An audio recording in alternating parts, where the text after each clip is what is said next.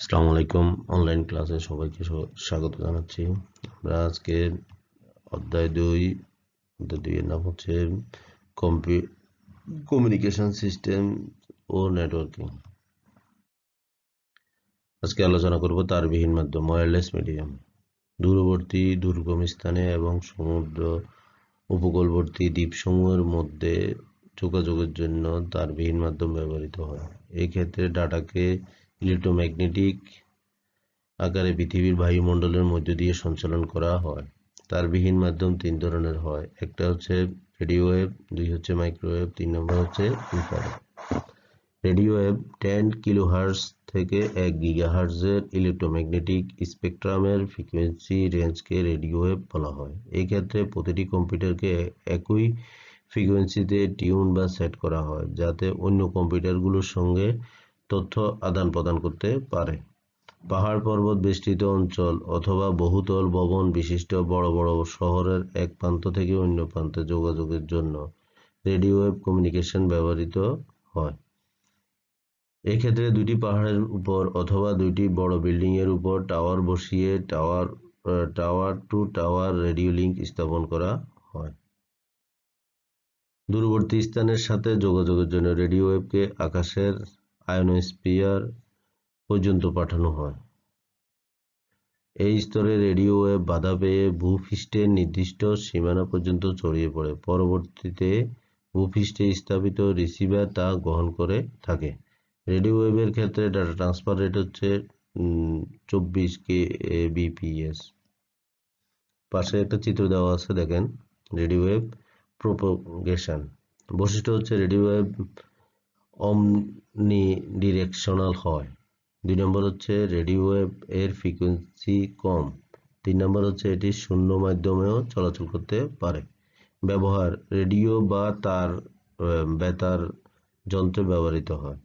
Phasor ব্যবহার করা হয়। 3 নম্বর হচ্ছে ইন্টারনেটে টাওয়ার টু টাওয়ার কমিউনিকেশনে রেডিও ওয়েভ ব্যবহার করা হয়।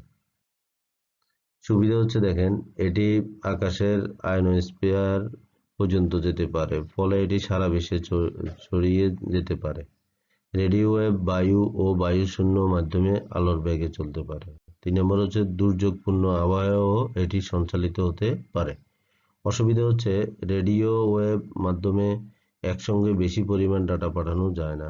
2 নম্বর হচ্ছে বেশি পরিমাণ রেডিও ওয়েভ ব্যবহারের ফলে লিউকেমিয়া ও ক্যান্সার রোগ হয়।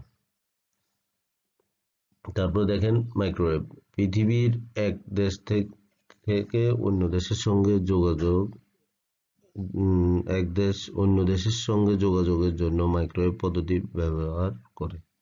মাইক্রোওয়েভ যোগাযোগ ব্যবস্থার প্রধান অসুবিধা হলো প্রেরক ও গ্রাহকের মধ্যে কোনো বাধা থাকা যাবে না। মাইক্রোওয়েভ হলো এক ধরনের ইলেক্ট্রোম্যাগনেটিক ওয়েভ। মাইক্রোওয়েভের ফ্রিকোয়েন্সি রেঞ্জ হচ্ছে 300 মেগাহার্টজ থেকে 300 গিগাহার্টজ পর্যন্ত, কিন্তু বেশিরভাগ ক্ষেত্রে 3 গিগাহার্টজ থেকে 30 গিগাহার্টজ পর্যন্ত ফ্রিকোয়েন্সি মাইক্রোওয়েভ কমিউনিকেশনে ব্যবহৃত হয়। মাইক্রোওয়েভ সরল পথে গমন করে। মাইক্রোওয়েভ কমিউনিকেশন চিত্রে দেওয়া আছে, দেখেন।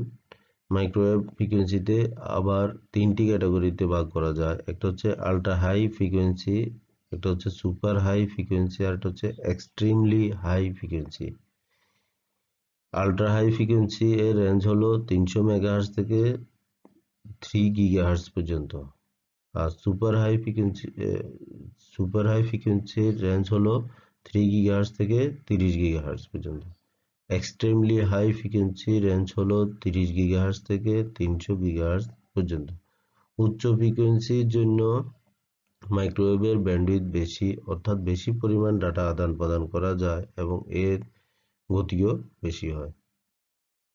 মাইক্রোওয়েভ দুই ভাগে ভাগ করা যায়। একটা হচ্ছে টেরেস্ট্রিয়াল মাইক্রোওয়েভ আর একটা হচ্ছে স্যাটেলাইট মাইক্রোওয়েভ। টেরেস্ট্রিয়াল মাইক্রোওয়েভের ক্ষেত্রে ভূপৃষ্ঠেই ট্রান্সমিটার ও রিসিভার বসিয়ে তথ্য আদান প্রদান করা হয়। মেগাহার্টজ রেঞ্জের ফ্রিকোয়েন্সি সীমানার মধ্যে এটি কাজ করে। চিত্র দেওয়া আছে, দেখেন। ট্রান্সমিটার ও রিসিভারের মধ্যে কোনো বাধা, যেমন বহুতল বিশিষ্ট উঁচু ভবন, পাহাড় পর্বত থাকা যাবে না। দৃষ্টিরেখা লাইন অফ সাইট বরাবর ট্রান্সমিটার ও রিসিভার যোগাযোগ করতে পারে। এই মাইক্রোওয়েভ সিগন্যাল কোনো বাধা বা বক্রপথে যোগাযোগ করতে পারে না। মাঝখানে কোনো বাধা না থাকলে টেরেস্ট্রিয়াল মাইক্রোওয়েভ সিগন্যাল 1 থেকে 50 মাইল পর্যন্ত যেতে পারে।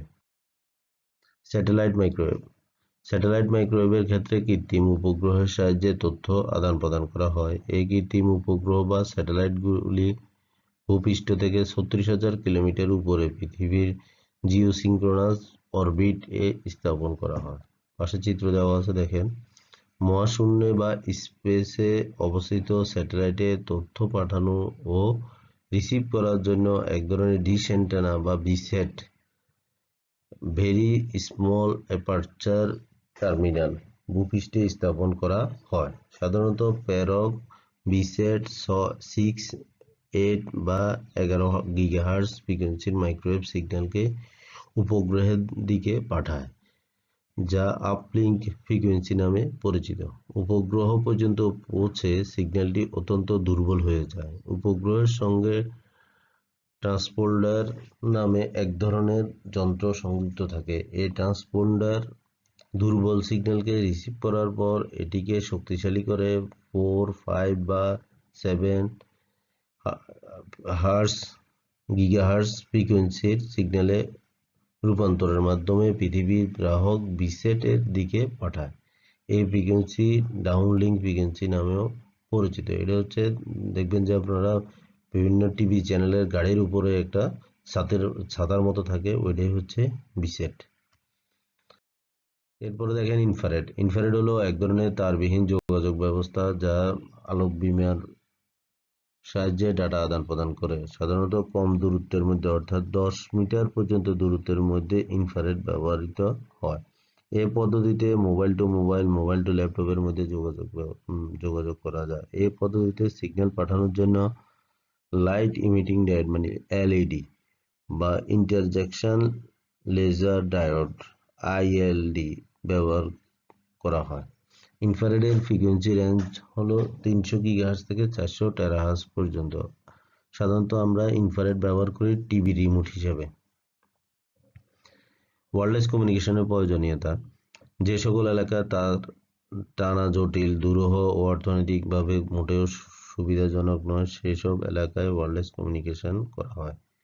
বড় বড় পাহাড় পর্বত বেষ্টিত দেশ অথবা নদী বা সাগর দ্বারা বিচ্ছিন্ন ভূখণ্ডের মধ্যে যোগাযোগের জন্য এই ওয়্যারলেস প্রযুক্তি একমাত্র উপযুক্ত মাধ্যম। মোবাইল ফোন যোগাযোগের জন্য এই প্রযুক্তি ব্যবহৃত হয়। বিশ্বের সব ধরনের সামরিক ও বেসামরিক বিমানসমূহ ওয়্যারলেস কমিউনিকেশনের মাধ্যমে ভূপৃষ্ঠের সাথে যোগাযোগ করে থাকে। ওয়্যারলেস কমিউনিকেশন ব্যবহার করে বিশ্বের সব মহাকাশ গবেষণা কেন্দ্রগুলো তাদের মহাকাশ গবেষণা পরিচালনা করছে। গভীর সমুদ্রে চলমান জাহাজগুলোর সঙ্গে যোগাযোগের জন্য এই প্রযুক্তি ব্যবহৃত হয়। ধন্যবাদ সবাইকে অনলাইন ক্লাস করার জন্য। ভালো থাকেন, সুস্থ থাকেন। আসসালামু আলাইকুম।